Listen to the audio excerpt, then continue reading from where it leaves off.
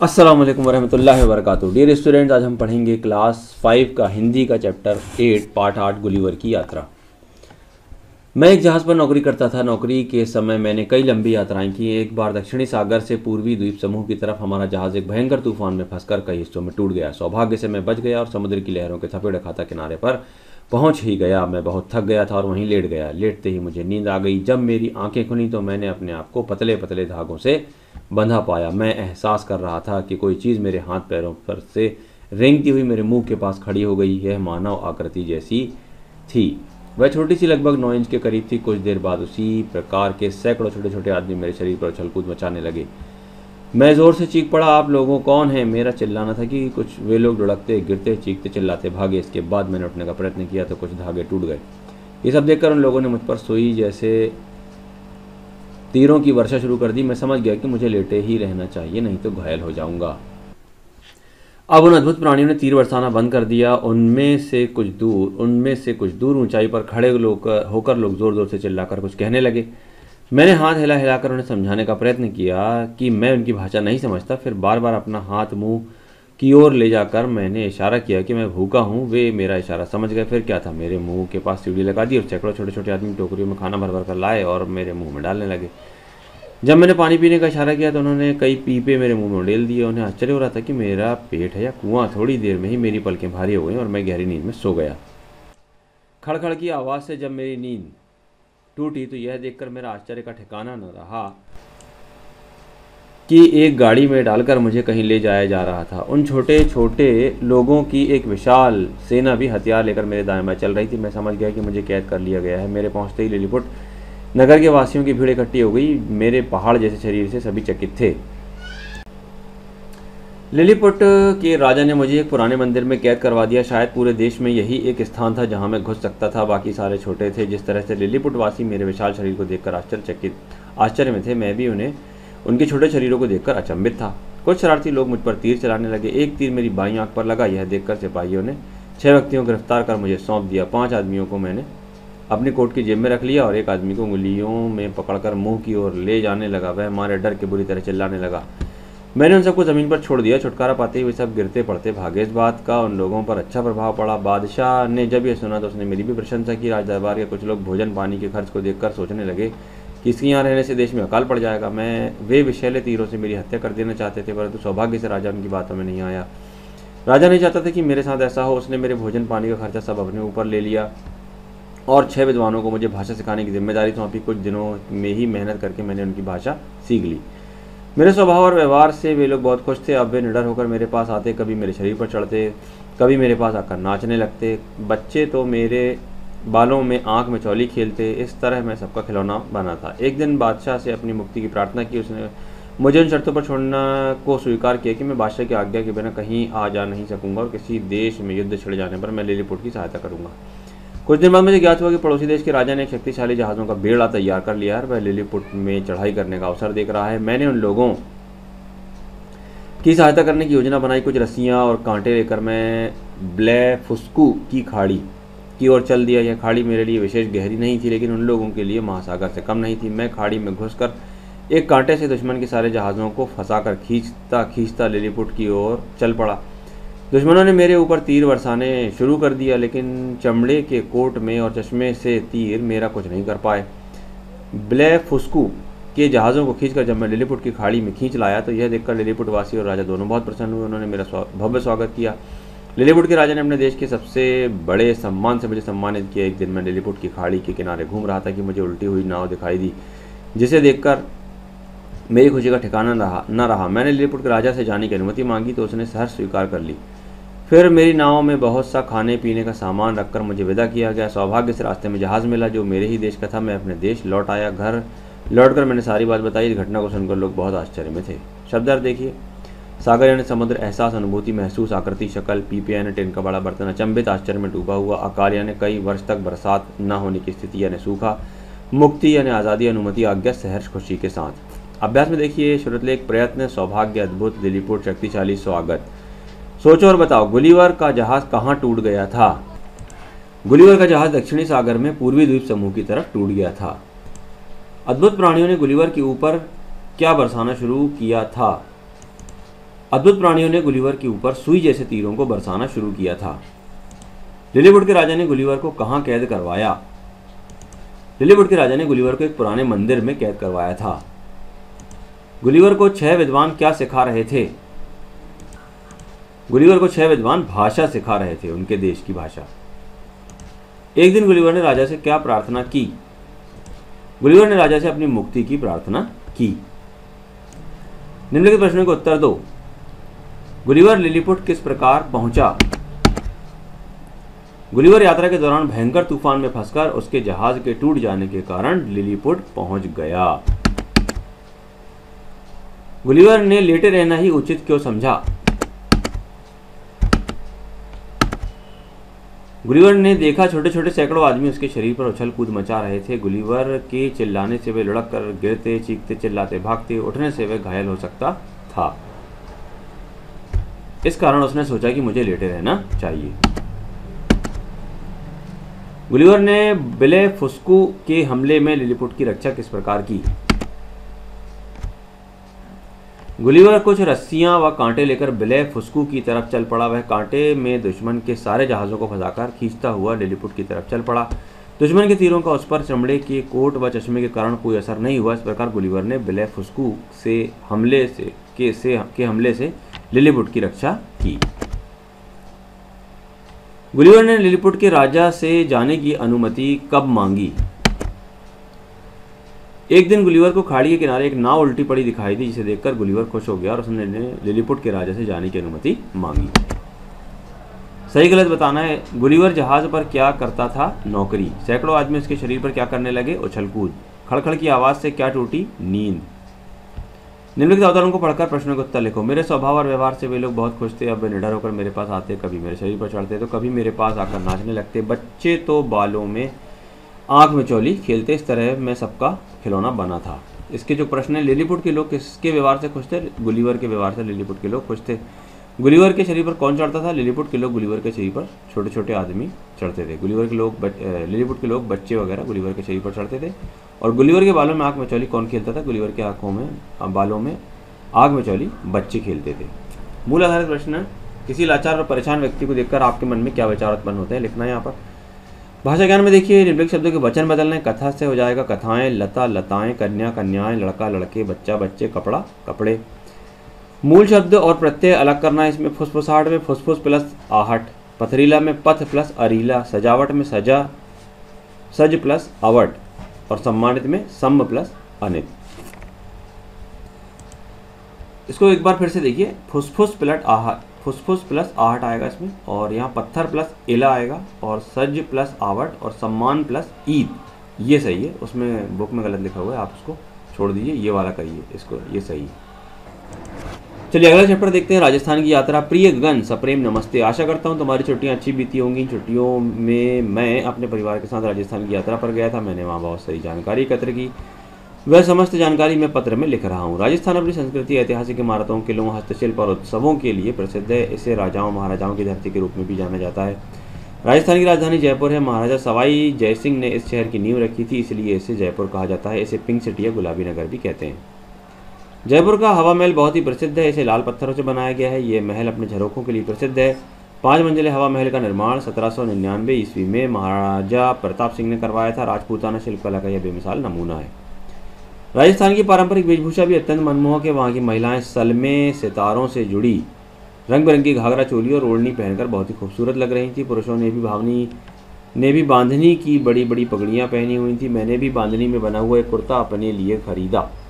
Mummy ने एक साड़ी व जयपुरी रजाई खरीदी। जयपुरी रजाइयाँ बहुत प्रसिद्ध हैं, जो हल्की तरह काफ़ी गर्म होती हैं। इसके अतिरिक्त चित्रकला, कसीदाकारी, सांझी की कला, नक्काशी, लघु चित्रकारी, मेहंदी की कला राजस्थान का विशेष आकर्षण है। दूसरे दिन हम कोटा के लिए रवाना हुए। यहाँ छतर निवास महल, बारडोली मंदिर, जैन मंदिर दर्शनीय है। कोटा सिल्क की साड़ियाँ भी बहुत प्रसिद्ध हैं।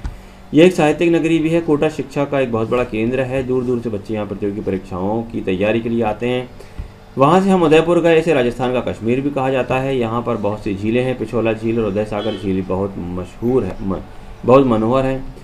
जैसलमेर में रेगिस्तान का जहाज़ ऊँट को रेत में सवारी लेकर चलते हुए देखने का अनोखा अवसर मिला। मैंने भी ऊँट की सवारी की। यहाँ रेत बहुत अधिक होती है और टीले भी होते हैं, इसे स्वर्ण नगरी भी कहा जाता है। सूर्य की किरणें जब रेत के टीले पर पड़ती हैं तो ऐसा लगता है मानो सोने के कण रेत में मिले हों।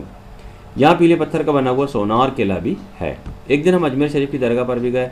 यहाँ ख्वाजा मोइनुद्दीन चिश्ती की दरगाह बनी हुई है। यहाँ दूर दूर से लोग आशीर्वाद लेने पहुँचते हैं। सालाना उर्स के समय यहाँ की रौनक देखते ही बनती है। वहाँ हमने दाल बाटी चूरमा खाया। यह यात्रा मेरे जीवन के सुखद पलों में से एक है।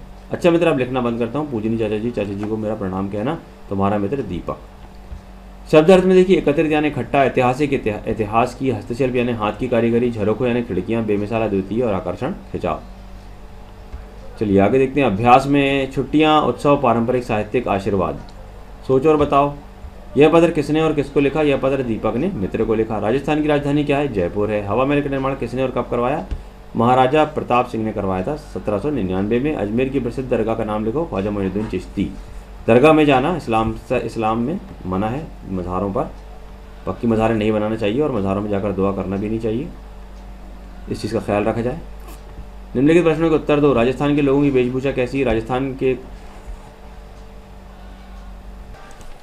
राजस्थान के लोगों में यहाँ की महिलाएं सलमा सितारों से जड़ी रंग बिरंगी घाघरा चोली और ओढ़नी पहनती हैं। वह पुरुष बांधनी की बड़ी बड़ी पगड़ियाँ पहनते हैं। राजस्थान के कोटा नगर में क्या क्या प्रसिद्ध है? राजस्थान के कोटा नगर में छतर निवास महल, बाडोली मंदिर, जैन मंदिर व कोटा सिल्क की साड़ियाँ बहुत प्रसिद्ध हैं। जैसलमेर को स्वर्ण नगरी क्यों कहा जाता है?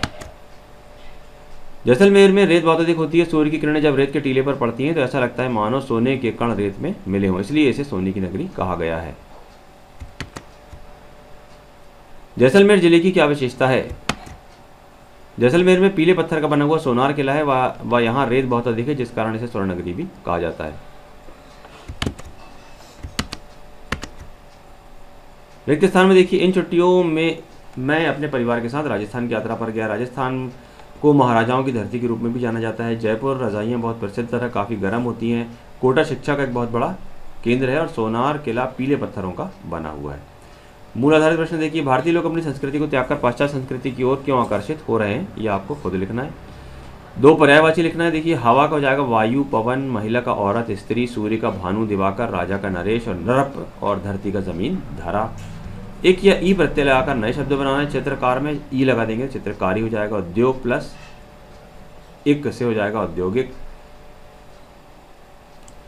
ये इसमें पर्यायवाची में देखिए, भूप और भूपति भी लिख सकते हैं राजा के लिए।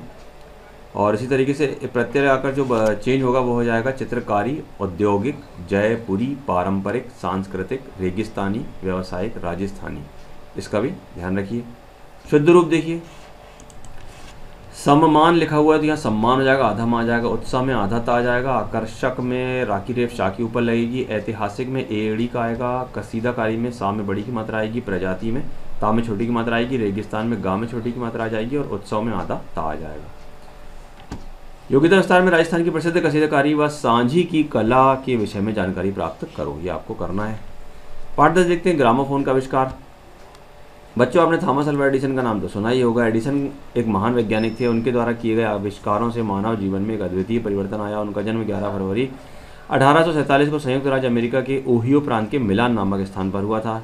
बचपन से ही वे बहुत मेहनती थे तथा नई नई खोजों में व्यस्त रहते थे। स्कूल से लौटते ही वे अपने कमरे में चले जाते थे। वहाँ उन्होंने अपनी एक प्रयोगशाला बनाई हुई थी।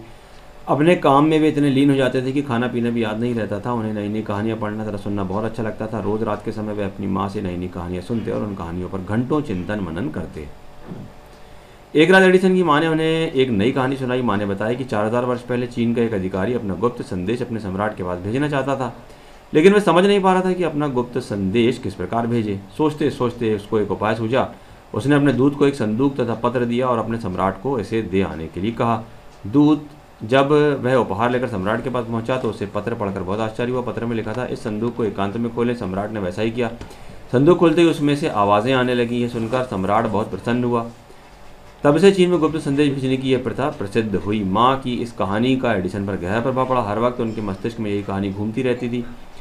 माँ के द्वारा सुनाई गई कहानी ने उनको इतना अधिक प्रभावित किया था कि उन्होंने मन ही मन दृढ़ निश्चय कर लिया कि वे किसी बोलने वाली वस्तु का निर्माण करेंगे। अपने बढ़िया सिगारों का डिब्बा उपहार में अपने इस सपने को पूरा करने के लिए उन्हें धन की आवश्यकता थी, इसलिए उन्होंने अखबार बेचने शुरू कर दिए। अखबार बेचकर उन्हें जो पैसे मिलते थे वे उसे अपनी खोज में लगाते थे। एडिसन का एक घनिष्ठ मित्र था जॉन क्रियूसी। वह मशीनें बनाने का अच्छा कारीगर था। जब भी एडिसन उससे मिलते हमेशा बोलने वाली मशीन के बारे में ही बातें किया करते। उनकी बात सुनकर क्रियूसी बहुत हंसता था, परंतु एडिसन इसे लेकर बहुत गंभीर रहते थे। वे दिन रात अपनी प्रयोगशाला में काम करते रहते थे। एक दिन एडिसन की मेहनत रंग ले आई। उन्होंने उसी समय जॉन क्रियूसी को घर आने का संदेश भेजा। जॉन क्रियूसी समझ गए कि अवश्य एडिसन को अपने आविष्कार में सफलता प्राप्त हो चुकी है। वह तुरंत एडिसन के घर पहुंचा। जॉन क्रियूसी को देखकर एडिसन बहुत खुश हुआ। उन्होंने उसे एक मशीन का चित्र दिखाया और बिल्कुल वैसी ही मशीन निर्माण करने के लिए कहा। लगभग 30 घंटों की मेहनत के बाद क्रियूसी ने वैसी ही मशीन तैयार कर दी, परंतु इस मशीन का उपयोग समझ में नहीं आ रहा था। उसने एडिसन से पूछा, इस मशीन को किस कार्य के लिए प्रयोग किया जाएगा? एडिसन ने बताया, बटन दबाते ही ये मनुष्यों की भांति बात करेगी। यह सुनकर क्रियूसी हैरान हो गया। उसे इस बात का विश्वास नहीं हुआ। उसने कहा, यदि तुम इस मशीन को बुलवा कर दिखा दो तो मैं तुम्हें बढ़िया सिगारों का डब्बा उपहार में दे दूंगा। एडिसन ने कहा, ठीक है, आज शाम को यह मशीन अवश्य बोलेगी। यह सुनकर क्रियूसी की जिज्ञासा और भी बढ़ गई। उस समय वह एडिसन से विदा लेकर अपने घर पहुंचा। घर आते ही उसने अपने मित्रों को भी इस मशीन के बारे में बताया। किसी को भी इस बात का विश्वास नहीं हुआ। अंत में क्रियूसी ने सभी को अपने साथ एडिसन के घर चलने को कहा। निश्चित समय पर सभी मित्र एडिसन के घर जा पहुंचे। एडिसन ने सभी का स्वागत खुले मन से किया। वह सभी को उस मशीन के पास ले गया। मशीन के ऊपर एक बड़ा भोंपू लगा हुआ था, जिसके हत्थे पर एक डंडा लगा हुआ था जिसे घुमाया जा सकता था। एडिसन ने सभी को इस अनोखी मशीन की जानकारी दी। फिर एडिसन ने भोंपू के पास जाकर कविता बोली और साथ साथ मशीन के हत्थे पर डंडे को भी घुमाया, परंतु मशीन ने कुछ नहीं कहा। यह देखकर सभी उनका उपहास उड़ाने लगे। इससे एडिसन को बहुत दुख हुआ। फिर वे शांत होकर बोले, जरूर इसमें कुछ खराबी आ गई होगी, और फिर मशीन को पुनः ठीक करने में व्यस्त हो गए। थोड़ी देर बाद उन्होंने फिर वही कविता मशीन के आगे दोहराई। 1 मिनट के पश्चात मशीन ने वही कविता एडिसन की आवाज़ में दोहरा दी। ये सुनकर सभी आश्चर्यचकित हो उठे। एडिसन खुशी से चहक उठे। उनका प्रयोग सफल हो गया। क्रियूसी ने शर्त के अनुसार सिगार का डब्बा एडिसन को उपहार स्वरूप दिया। एडिसन की इस अनोखी मशीन के बारे में लोग तरह तरह की बातें करने लगे। लोगों को विश्वास दिलाने के लिए इसका प्रदर्शन अमेरिकन एकेडमी ऑफ साइंसेस के सामने किया गया। सभी ने इसकी बहुत प्रशंसा की।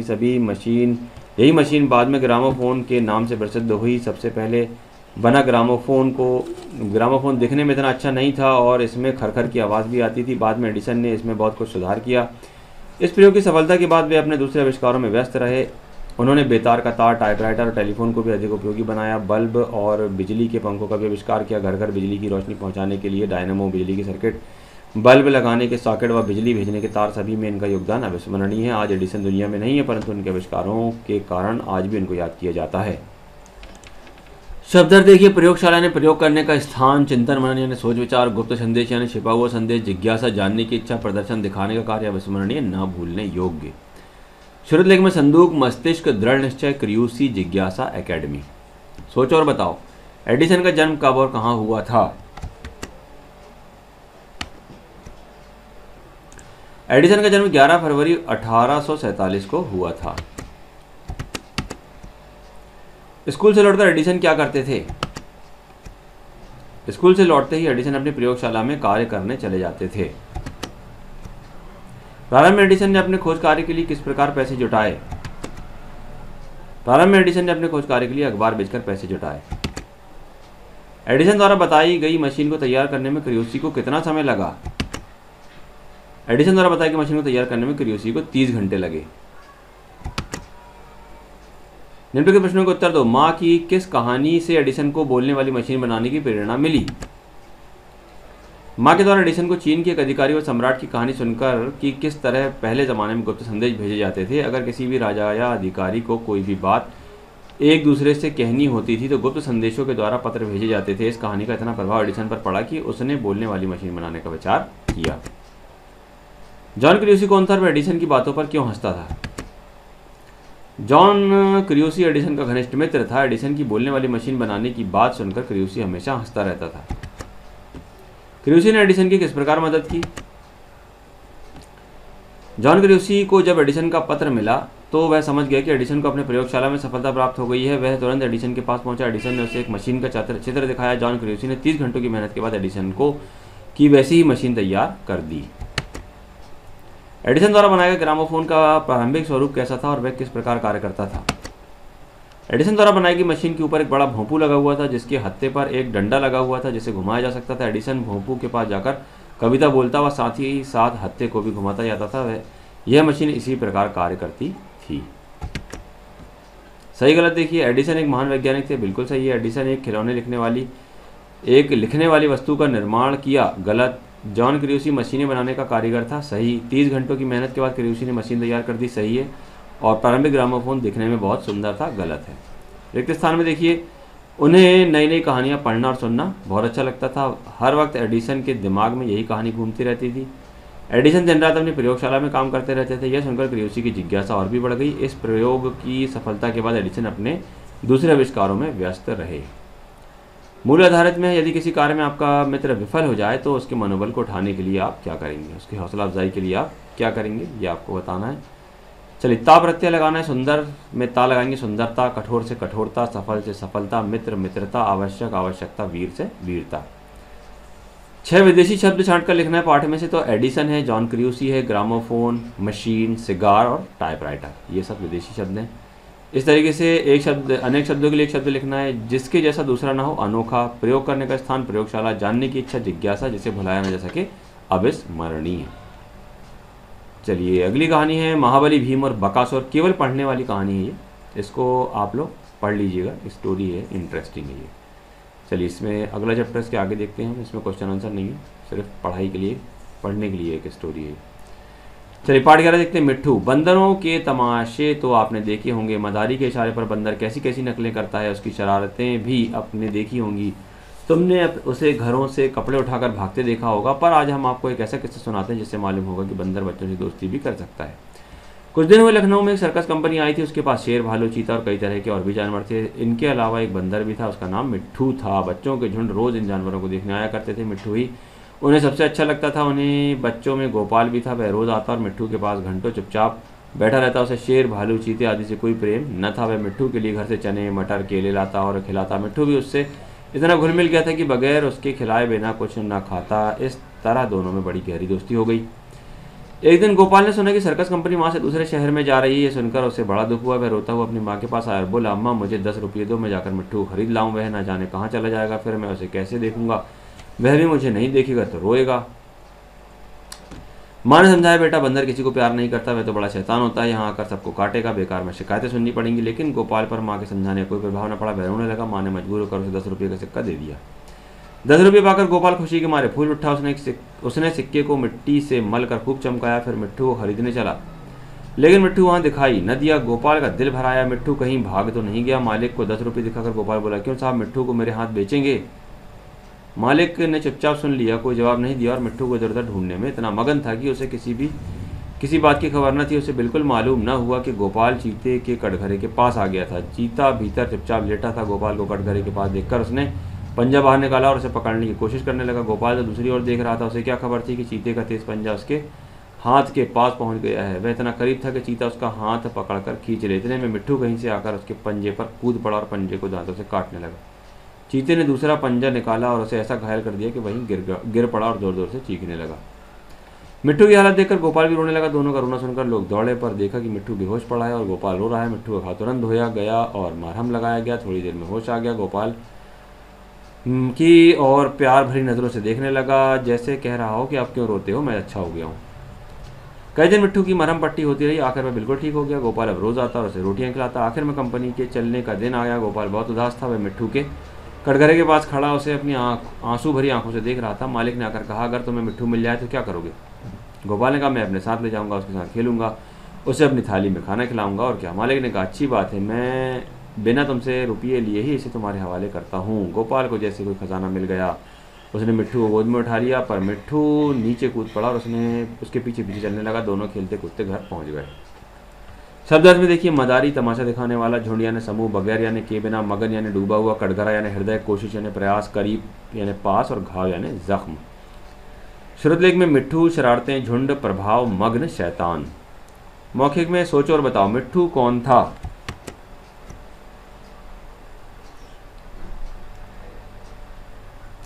मिट्ठू एक बंदर था। मिट्ठू की दोस्ती किससे हुई? मिट्ठू की दोस्ती गोपाल से हुई। गोपाल ने सिक्के को कैसे चमकाया? गोपाल ने सिक्के को मिट्टी से मलकर चमकाया। मिट्ठू कैसे ठीक हुआ था? मिट्ठू मरहम पट्टी से ठीक हुआ था। लखनऊ से आई सर्कस कंपनी में कौन कौन से जानवर थे?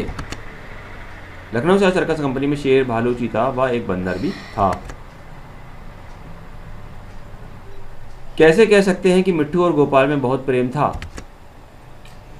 मिट्ठू गोपाल के बिना कुछ खिलाए कुछ नहीं खाता था। सर्कस वालों के जाने की बात सुनकर गोपाल अपनी माँ से 10 रुपये मांग रहा था ताकि मिट्ठू कहीं चला न जाए। गोपाल की जान बचाने की वजह से मिट्ठू घायल हो गया और गोपाल की उसने बहुत देखभाल की थी। इस प्रकार उन दोनों में प्रेम था। गोपाल ने रोते हुए माँ से क्या मांगा और क्यों? गोपाल ने रोते हुए माँ से 10 रुपये मांगे क्योंकि सर्कस कंपनी जा रही थी और गोपाल मिट्ठू के चले जाने से परेशान था। गोपाल चीते के कटघरे के पास कैसे चला गया और मिट्ठू ने उसे कैसे बचाया? गोपाल चीते के कटघरे के पास मिट्ठू को ढूंढते ढूंढते जा पहुंचा। चीते ने जैसे ही गोपाल को पकड़ने के लिए पंजा बाहर निकाला तो मिट्ठू ने उसके पंजे पर काट लिया और गोपाल को बचा लिया। रिक्त स्थान में देखिए, बंदर बच्चों से दोस्ती भी कर सकता है। बच्चों के झुंड रोज जानवरों को देखने आया करते थे। माँ ने मजबूर होकर उसे 10 रुपये निकाल कर दिए। गोपाल चीते के कटघरे के पास आ गया था। मैं बिना तुमसे रुपये लिए ही उसे तुम्हारे हवाले करता हूँ। सही गलत देखिए, कंपनी के पास गाय बैल खरगोश आदि जानवर थे, गलत है। बंदर का नाम मिट्ठू था, सही है। चीता भीतर लेटा घुर्रा रहा था, गलत है। चीते ने दूसरा पंजा निकाला और मिट्ठू के साथ खेलने लगा, गलत है। मिट्ठू की हालत देखकर गोपाल भी रोने लगा, बिल्कुल सही है। हमें जानवरों के साथ कैसा व्यवहार करना चाहिए ये आपको खुद लिखना है। उपसर्ग लगाकर विलोम शब्द बनाना है। शांति का उल्टा होगा अशांति। सीमित असीमित, संतोष असंतोष, सुरक्षा असुरक्षा, स्वच्छ अस्वच्छ और स्थायी का अस्थायी। निम्नलिखित शब्दों के समानार्थक लिखना है। गर्मी है, गर्मी का ताप है। जवाब यानी उत्तर। वायु हवा। खत्म यानी समाप्त। भला अच्छा। कटघरा पिंजरा। चलिए योग्यता विस्तार आपको खुद ही करना है। योग्यता विस्तार चलिए पाठ 12 ये आखिरी चैप्टर है आपके टर्म 2 का। मेरी अभिलाषा। सूरज सा दमकू में, चंदा सा चमकू में, झलमल झलमल उज्ज्वल, तारों सा दमकू में मेरी अभिलाषा है। फूलों सा महकू में, विहगों सा चहकू में, गुंजित करो वन उपवन, कोयल सा कुहकू में मेरी अभिलाषा है। नभ से निर्मलता लूं, शशि से शीतलता लूं, धरती से सहन शक्ति, पर्वत से दृढ़ता लूं मेरी अभिलाषा है। मेघों सा मिट जाऊं, सागर सा लहराऊं, सेवा के पथ पर मैं सुमनों सा बिछ जाऊं मेरी अभिलाषा है। इसके कवि हैं द्वारका प्रसाद माहेश्वरी। इसमें बच्चा अपनी अभिलाषा यानी ख्वाहिश बता रहा है कि मैं ऐसा ऐसा होना चाहता हूँ, जो चीज़ें अभी पढ़ी गई हैं आपके सामने। शब्द अर्थ में देखिए, अभिलाषा इच्छा, विहग पक्षी, नभ आकाश, निर्मलता शुद्धता, शशि चंद्रमा, शीतलता ठंड, शक्ति बल, दृढ़ता मजबूती, मेघ बादल, सुमन फूल। अभ्यास में श्रोतलेख में देखिए, दमकूं उज्ज्वल, चहकूं लहराऊं, गुंजित निर्मलता। सोचो और बताओ में कवि किसके समान दमकना चाहता है? तो इसका उत्तर हो जाएगा कवि सूरज के समान दमकना चाहता है। कवि किसके समान कोहकना चाहता है? कवि कोयल के समान कोहकना चाहता है। मेघों जैसा मिटने का क्या अर्थ है? जिस प्रकार बारिश आने से पहले बादल अपने अंदर पानी भरकर लाते हैं और बारिश हो जाने के बाद खत्म हो जाते हैं, उसी प्रकार कवि अपने आप को दूसरों के काम आने की बात कहता है। मेरी अभिलाषा कविता से क्या प्रेरणा मिलती है? मेरी अभिलाषा कविता हमें सेवा भाव व प्यार, आदर, सहन शक्ति, दृढ़ता आदि का संदेश देती है। प्रश्न के उत्तर में देखिए, कवि नभ से निर्मलता क्यों पाना चाहता है? कवि नभ से निर्मलता उसकी स्वच्छता की वजह से लेना चाहता है। कवि धरती जैसी सहनशीलता क्यों पाना चाहता है? कवि धरती की सहनशीलता इसलिए लेना चाहता है क्योंकि धरती का हृदय विशाल है, वह भी अपना हृदय विशाल बनाना चाहता है। कवि फूलों की तरह कहाँ बिछ जाना चाहता है? कवि फूलों की तरह सेवा के पथ पर बिछना चाहता है। कविता की पंक्तियां, नभ से निर्मलता लूं, शशि से शीतलता लूं, धरती से सहन शक्ति, पर्वत से दृढ़ता लूं मेरी अभिलाषा है। बुक से देखकर भी आप लिख सकते हैं इसको। शब्दों से सही जोड़े बनाना है। लोभी यानी लालची होता है, संदूक यानी बक्सा होता है, निर्बल यानी कमजोर होता है, हैरानी यानी आश्चर्य होता है और आनंद यानी खुशी होता है। कुल यानी वंश, कूल यानी किनारा, दिन यानी दिवस, दीन गरीब, ग्रह प्लेनेट ग्रह। एक बार और देखिए शब्दों के अर्थ। कुल यानी वंश, ग्रह नक्षत्र, दिन दिवस, प्रमाण सबूत। कूल यानी किनारा, ग्रह यानी घर और दीन यानी गरीब और प्रणाम यानी शीश नवाना। ये हिंदी क्लास 5 का आपका टर्म 2 का पूरा यहाँ पर कंप्लीट हो गया है। चैप्टर 11 तक आपका कोर्स है। इसको आपको पहले बुक में लिखना है और फिर नोटबुक में भी लिखना है। याद करिए, आप एग्जाम की तैयारी कीजिए। अस्सलाम वालेकुम वरहमतुल्लाहि वबरकातुहू।